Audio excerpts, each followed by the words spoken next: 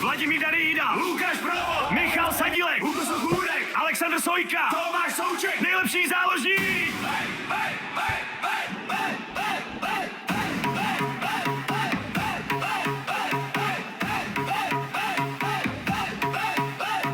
Denis Višinský, Vladimír Koufal, David Douděra, Tomáš Holeš, Robin Hranáč, Štěpán Krupek, David Jurásek, Jaroslav Zelený, David Zima, Matěj Kuba, Lukáš Horníček, Jindřich Staněr, Antonín Kinský, Adam Hose, Tomáš Šorý, Mojmír Chytil, Pavel Šulc, Jan Kuchta, Patrik Schik, náš největší hlas.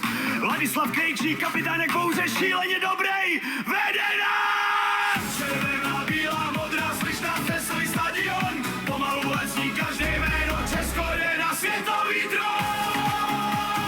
Luka červenomocný, Česko, Česko, Česko, o mistrovství světa jdeme my. Česko, Česko, Česko, naše cesta je jasná. Česko, Česko, Česko, mistrovství světa, síla krásná.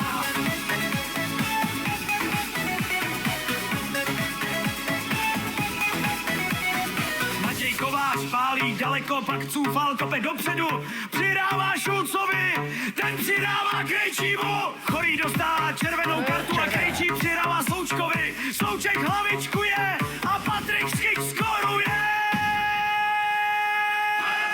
Česko, Česko, Česko, Česko, bílo, červeno, modří nesou, Česko připraveni na mistrovství světa, tohle je naše cesta na mistrovství světa.